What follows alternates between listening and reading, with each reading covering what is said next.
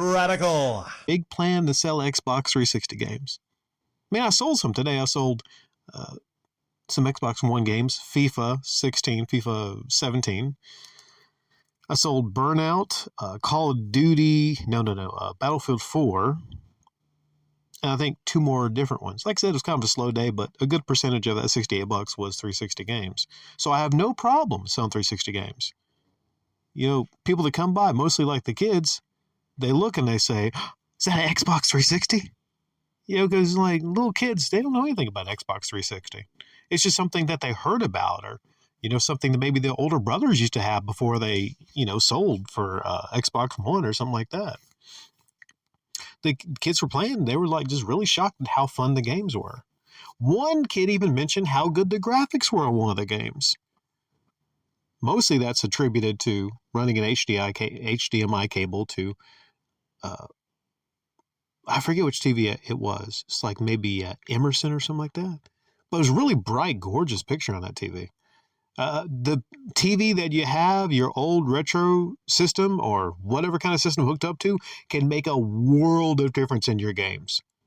A world of difference. I picked up this Panasonic Viera, whatever. Like it's a 720 TV, not even a 1080p. But the Panasonic flat screens, gorgeous, man. If you can find a Panasonic, yeah. Like I decided not even to take that one to the flea market. And switch out one of my other ones. But sorry, I got off the topic here for a moment. But yeah, I was just like, okay, all right. Wasn't a good sales day, but already I could tell a lot more people were stopping by and asking, you know, about the store, asking about, you know, what I sold, or just simply complimenting me, complimenting how everything looked. And that, even though I don't sell a whole lot, it goes a long way because I appreciate that. Because I put a lot of effort into designing it. So people were really giving me a whole lot of props. Now, if they give me a whole lot of money, that'd be a whole lot better. But sometimes you're going to have down days, off days. And honestly, you know, the fact that it wasn't that crazy of a sales day, probably for the best. Because I'm adjusting to all of it. I'm adjusting to the second spot right now. I did have some hiccups. I did. You know, you have everything set and planned, but you forget one thing. I forgot an Xbox One controller. I was going to hook up to, of course, an Xbox One S. One that I've been having a lot of fucking issues with for some reason. I'm not going to get into it, but... and this Xbox One, for some reason, mysteriously, it has a plastic chunk of it missing. So I can't really sell it anyway, so I found a good use for it. It's going to be there. I couldn't use it, of course, because I forgot the remote.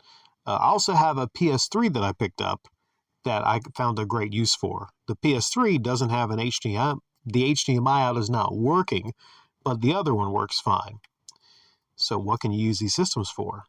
Well, advertising. If you want to sell more 360 games, right now these days, you have to pump them up. You have to pump them up. You have to advertise them. So I got an idea from GameStop. I can't even say this is my idea. Went to a GameStop, and I've told you all my last GameStop visit.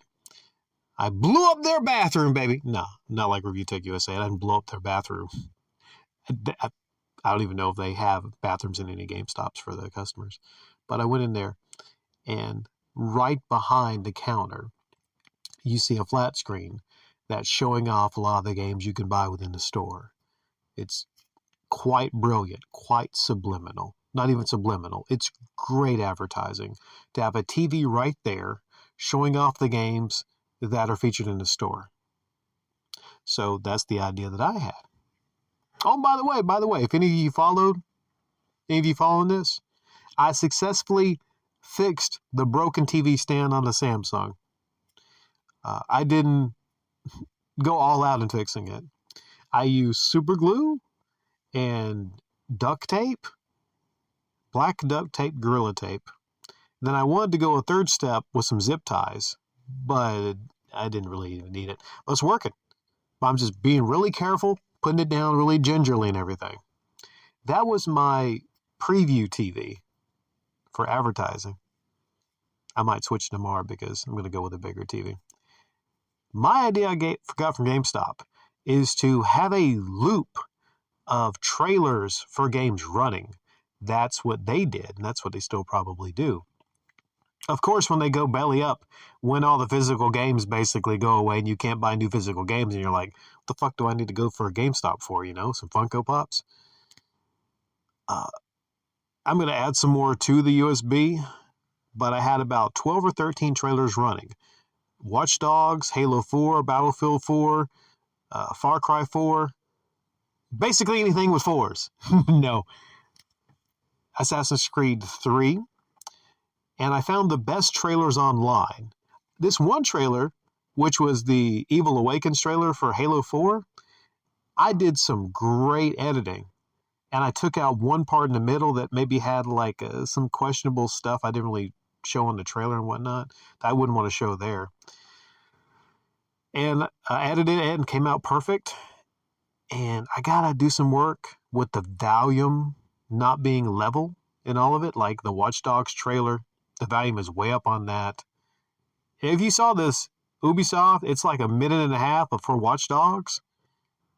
I mean, they're really great with the bullshot, and Watch Dogs was hyped up and even had the fake graphics and everything.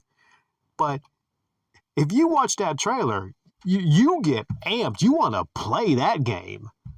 You're like, man, that looks even like better than like a GTA game or something. You get amped when you see that trailer.